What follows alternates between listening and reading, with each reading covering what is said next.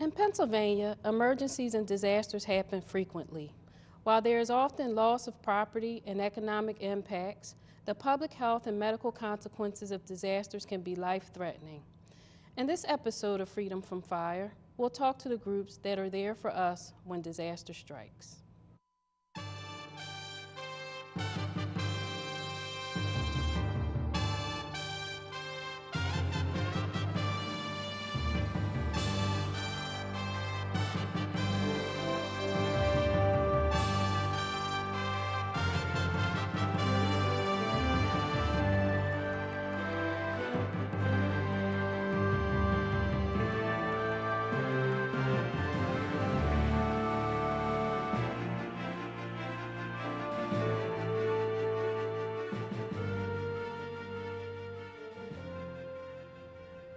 Hello, and welcome to another episode of Freedom from Fire. I'm your host, Assistant Deputy Commissioner of EMS, Crystal Yates. Here at Freedom from Fire, we aim to improve your quality of living by giving you fire and life safety information. We also introduce you to our local safety partners. In today's episode, we'll be discussing disaster responses and community preparation. We have two very important guests here to educate us on community preparations for all kinds of emergencies. In our first half, we'll talk to the American Red Cross and later meet the Office of Emergency Management. In an average year, the American Red Cross Eastern Pennsylvania region responds to more than 1,000 local disasters, provides direct disaster assistance to more than 5,000 people, installs approximately 10,000 free life-saving smoke alarms, trains approximately 8,000 students in disaster preparedness through the Pillowcase Project, and trains nearly 100,000 people in first aid, CPR, and other life-saving skills. The services that the Red Cross provides seem countless. To tell us more about their work, please meet the Chief Executive Officer of the Eastern Pennsylvania Region Red Cross, Mr. Guy Troiano. Hello, Guy. How are you? Good. How are you? Thank you for having me. So first, let's start. Tell me a little bit about you and the Red Cross. So my name is Guy Troiano. I've been with the Red Cross for just under 15 years. First 14 years of my career I spent in blood services, and that is obviously working the blood drives, collecting the blood, the distributing and manufacturing of the blood products to local hospitals. And then the last year, I came over to humanitarian services where we're focusing on disaster cycle services, preventive training services, and of course, fundraising. That's a lot. So now, what's the mission of the Red Cross? The mission of the organization is it prevents and alleviates human suffering in the face of emergencies by mobilizing the power of volunteers and the generosity of donors. What's most intriguing about that mission statement is this organization, 90% of it is run by employees, volunteers. So volunteer-based organization that goes out there and helps people in some of their darkest moments. So I guess what type of emergencies or disasters does the Red Cross respond to? Many different kinds. From a local level, probably the biggest impact is our local fires, where we're there and partnering with the fire departments and responding to local fires. On larger scales, it could be flooding. We've had a very difficult time this time of the year with the weather, so it could be flooding. We've also done hurricanes, tornadoes, and certainly winter storms in this area. And then you have a partnership with the Philadelphia Fire Department. Can you tell us more about that? Yeah, we work very closely with the fire department and all fire departments. We have to keep a close relationship with them. As they're responding to the fires, Red Cross volunteers and staff are going to those fires and assisting the residents in that area, specifically in Philadelphia, and providing them with shelter if they need it, upwards to 2 or 3 days in a hotel. We also have something very powerful in the city of Philadelphia with our Red Cross House, where we could actually put displaced people from fires or building collapses, any kind of natural disaster, into this Red Cross house for upwards 21 days and provide them with services as well throughout their time. So the services that you provide for people in times of need, are they free? Like, does the person have to pay for the services? How does that work? And that's the beauty of this organization. That's a 100% free for anybody that is needing the services, whether it be the hotel stay, whether it be, you know, a caseworker kind of working with them, getting their personal belongings back, social security cards, birth certificates in a fire, you know, the installation of smoke alarms into the houses during our ready state, all that is free of charge. And that's where the fundraising piece of our organization comes, where we fundraise, you know, dollars to obviously, you know, fund all of these services. But for the client itself that's displaced, that's free service. Wow. The Pillowcase Project, I mentioned that during the intro. Can you tell me more about the Pillowcase Project? Yeah, it's one of my favorite projects. What's interesting about the Pillowcase Project is we educate as well. So when we're not responding to fires, we like to educate all types of people and get them prepared and be ready for that. What the Pillowcase Project takes into play is we go into elementary schools, and we're targeting 3rd, 4th, and 5th grade classes. And I actually have a pillowcase here as well. And this pillowcase is exactly what it is. We partner with Walt Disney World. Okay. And what they do is that we talk to them about what was to happen in case of a disaster in their house. So this is, remember, 3rd, 4th, and 5th graders. We're talking with them and what you would need from an emergency standpoint that you can put into a pillowcase. Oh. So it'd be pictures, it'd be flashlights, survivor kits, you know, snacks, a bottle of water, and then we talk to them about an evacuation escape route in their house in case of a disaster. And so they learn, then they practice it in the classroom, they decorate the pillowcase, and then they go home. The students will go home, speak to their parents, guardians, educate them on what they learned in class, because they find that many of their own guardians don't know about an evacuation route, has awareness. They together in that house stuff the pillowcase, and they have an emergency kit for when, you know, an unfortunate case of an emergency could hit. Like a go bag, which we'll learn about later on in the show. Yeah. So if someone was interested in receiving training, be it volunteer training or training for CPR or some of the other things that we talked about, how would they do that? Yeah, that's the beauty of this organization, whether it be blood drives, whether it be training services or CPR, first aid, lifeguarding classes, whether they want to actually have somebody come to their elementary school and do a pillowcase project or an installation of whatever sorts. It's two things, redcross.org, which is our website that they can get to any one of those lines of service, Okay. or 1-800-RED CROSS. Those are the two best ways where you're impacting it. And someone looking to volunteer for the Red Cross can go to that website and find information, as well as someone wanting to learn, or maybe a teacher looking to get in on the Pillowcase Project. Yep, all of that, especially the volunteers. And you'll just, right on the top of that website, they'll be able to, financial donors can donate right onto that website, volunteer opportunities. And like I mentioned to you, 90% of this organization is volunteer run. So we're certainly looking for all types of volunteers in all different, and there's many of different roads, whether it be disaster cycle services, whether it be volunteer services with blood drives, whether it be helping out at, you know, the high schools or smoke alarm installations, whatever they're looking for, there's a volunteer opportunity for them. Great. We definitely appreciate the partnership. So you talked about your experience and how you got into the Red Cross. What was maybe one of your most rewarding experiences since your time at Red Cross? I think, you know, and I've been there quite some time, so I've got many of different opportunities. For one, I think that the volunteers are special people, to go out there and to give of the time to help people. When people are leaving hurricane areas or tornado areas and fleeing from it, Red Cross responders, volunteers are going into that area to help assist people who can't evacuate. I think that is a great experience. The other one that I see is the installation of our smoke alarms. And when you can physically knock on a door, partner with Philadelphia Fire Department or another fire department, when you know a house is in need of it, and you go and they welcome and open up their arms for you to come into their house, and you see either no smoke alarm or a smoke alarm that's maybe 15 years old, or a smoke alarm without a battery, and you can go in there and install free of charge for them a 10-year lithium battery smoke detector, and knowing that you made that household made safer, it's such a small amount of time and such a big reward in the end. That's really feeling it and touching the mission.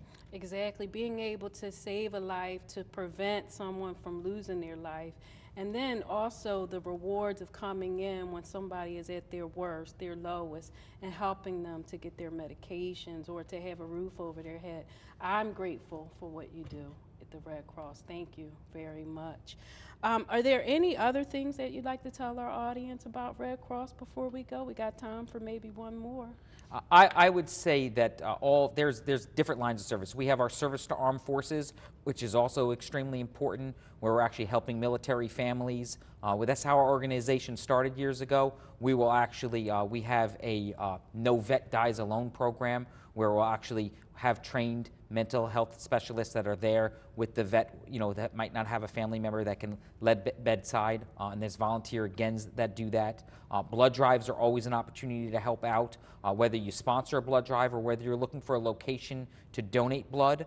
That's an important avenue for it, but you could find all of those services on redcross.org or 1-800-RED-CROSS. But we can't do what we do without the volunteers and just the communities opening up the doors and the partnerships that we have with the fire departments. Thank you so much. You've inspired me. So I have that needed blood type. I'm going to go on the website tomorrow and make sure I donate before the holidays. So again, thank you so much for your service with the Red Cross, and thanks for being here with us today. I appreciate your service. Commissioner Teal appreciates our partnership, and thanks for giving this information to the public. It's my pleasure. Again, thanks so much for your service with the Red Cross and being here with us today. We're going to take a short break, but when we return, we're going to hear from a city office that's working every day to protect its citizens from the unexpected. Please stay with us.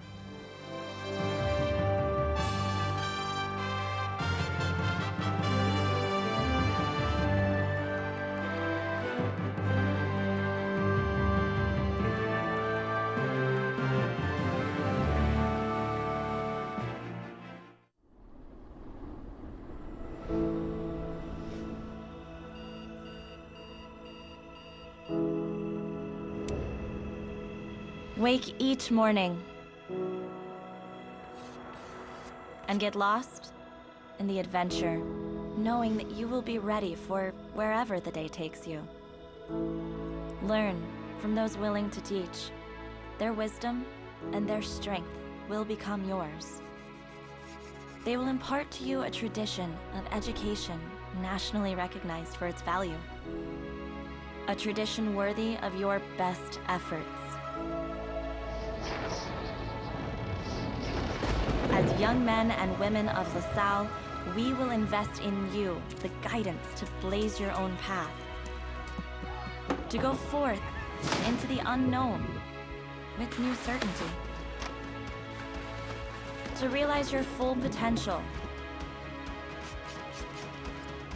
as professionals, as leaders, as citizens.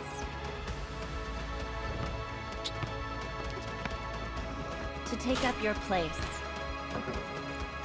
as the accountants, speech therapists, journalists, and CEOs of your generation. To impact this city and the world beyond. These adventures are yours, and you are ready for them. Explorers are never lost.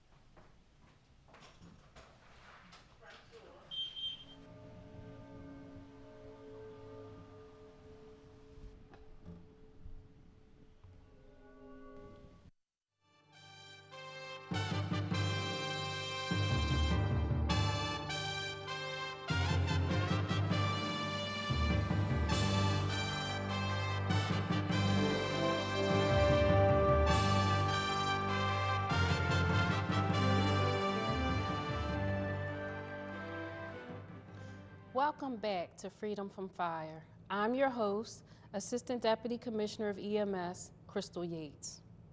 On this episode, we're talking about emergency situations with the people who will be there when disaster happens. The top 5 hazards that pose the greatest dangers and have occurred most frequently in the state of Pennsylvania include transportation accidents, floods, fires, winter storms, and tropical storms, tornadoes, windstorms. In Philadelphia, we have a group that works to ensure that our city is ready for any kind of emergency. The Office of Emergency Management, often referred to as the OEM, this group collaborates with other agencies to prepare for possible emergencies in the city, lessen their impact, and recover as quickly as possible.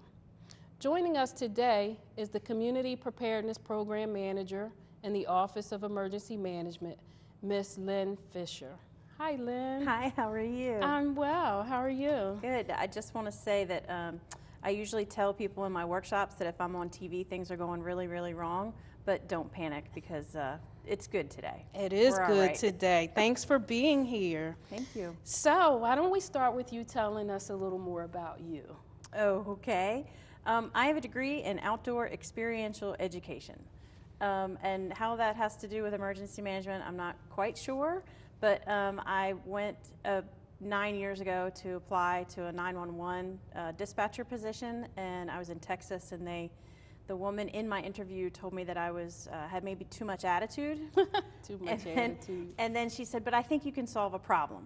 And so she put me in emergency management. When I came to Philadelphia, I really have been using my problem-solving skills for the last 7 years. It's been awesome. Wow. So can you give us more details about what OEM does? You guys do an awful lot. Yeah, we do. We're like a small, tight-knit, super smart team. There's only about 26 of us. Everybody knows what you guys do, what the fire department does. Everybody knows what the police department does. But our job at OEM is really to kind of sew everything together to make that good fabric of public safety. We work really hard to collaborate and communicate, get different agencies to talk to each other during an emergency. It could be after a water main break. We could be who's standing around the hole, who owns what pipe that's in the hole. It could be the steam company, it could be the gas works, it could be PECO, it could be the water department. So we just try to solve those problems as things come up. So then what programs or specific services are offered by the OEM for the public? Like, what do you do specifically? So a lot of our work is actually behind the scenes. No one ever sees it. But we write the emergency plans for the city. We work with different agencies and different partners throughout the city and through the region, really, to create our safety and emergency plans that the whole city will use during an emergency. But then we also do some fun stuff, like we help plan the Pope visit. We plan the Eagles parade in a couple days. So anytime there's a large crowd gathered, and by large crowd I mean like 4th of July, there's a big thing, then we'll be there to make sure that that public safety piece is being paid attention to. Like this weekend we have the marathon, so actually I'll be out there on Sunday deployed just to make sure that everybody kind of has everything that they need and that the event is going smoothly and safely. And I have worked down with the OEM in the Office of Emergency Management in the EOC, and it's an amazing thing to see all those city partners in one room, and you guys kind of leading the charge of what we need to do to get things done safely in the city. That's a little bit of the role that we're playing right now with the Philadelphia Resilience Project, which is the mayor's sort of reaction to the opioid epidemic. And we have 46 agencies showing up just about every day in our Emergency Operations Center to really get down to the problem solving and talking about how are we going to fix this emergency in the city. So it's really cool to watch when everyone gets together and really you know, works to solve that problem. So that's just one thing that's going on now. So when you talk about an emergency or even a planned event, what types of things do you guys do to communicate to the public?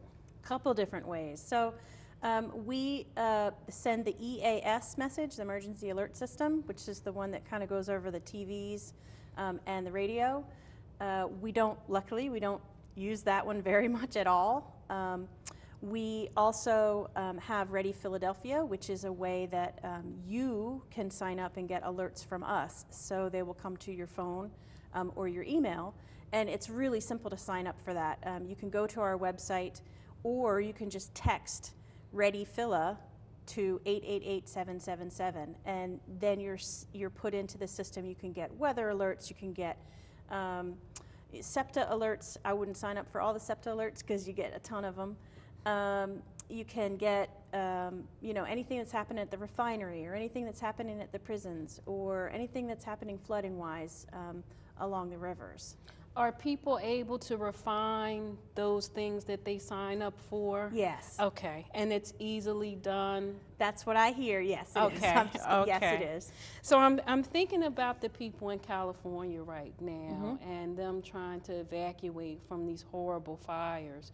What type of evacuation plans does the city have, and what would happen if something really major happened where we needed to evacuate from the city? So we do have evacuation plans, and really what we're going to be thinking about coming up pretty soon is our snow emergency routes and snow evacuation.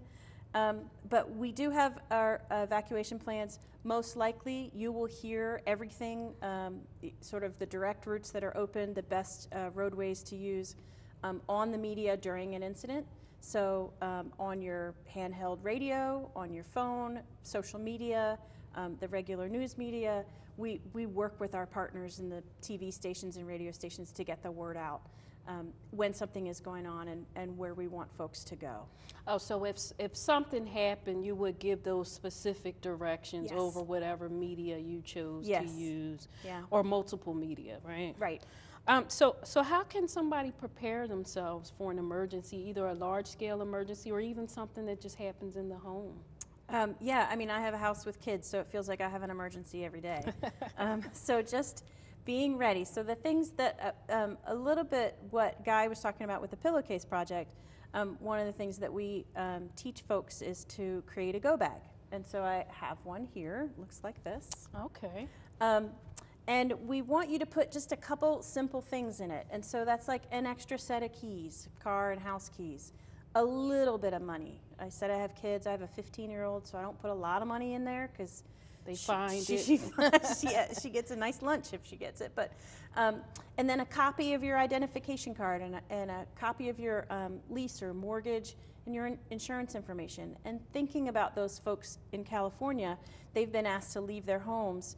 Well, in order to get back to their homes, they'll have to prove they are who they say they are and they live where they say they live. So I want you to have things in this bag that prove that, so that you can get back into your house or get back to get your belongings after a fire. So you just trained me, and I will get my go bag ready. But are there any workshops or training provided for residents of Philadelphia or local schools? Yeah, we have 3 programs that we offer. One is Ready Home, and that is the basic preparedness workshop. We've done about 95 of them so far this year. I have a staff of 1. Emma and I go out and do these workshops all the time. Everything that we do is free. It's about 45 minutes. And we work to prepare people. We go over the go bag and all the hazards in Philadelphia. Another program that we have is called Ready Business, and that is for small to medium-sized businesses and nonprofits to prepare their business. Because after a disaster, the best way the community can recover is to keep our businesses open or get them open as soon as possible. That way the whole community recovers. You get people back to work, you get the goods and services that you need. So there are specific things that we want our businesses to think about in terms of disaster. So that workshop is just for those guys and ladies. And then we have a Ready Community Workshop, which is it's a 10-month or 12-month sort of commitment where we go back every month and work with the same group of neighbors in order to do an emergency plan on the whole block so that everybody knows who needs help and how they can help and what they have to offer, and really build that community resilience. And I guess to sign up for one of these trainings, do they also go to your website? That's How it. do you sign up on you the go website? right to the website, and it'll come right to me or Emma, and we'll work on getting you on the schedule. And so your staff of you and Emma are Yeah. 2 people, and the office has 26. Yeah. I guess you can't serve everyone in the city at all times. Do you have any partners or other resources people can turn to for help with managing emergencies? Yeah, we work really closely with, well, you guys and the police department, but our nonprofit helpers. So we're really close with Salvation Army and the Red Cross. Every time we open an emergency shelter in the city, the Red Cross and Salvation Army are always there.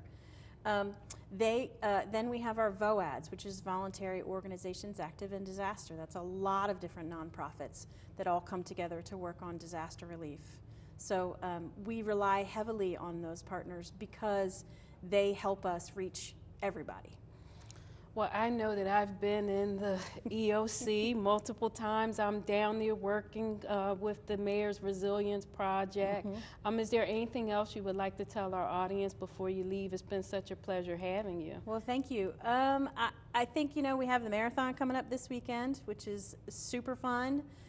It's probably going to be cold.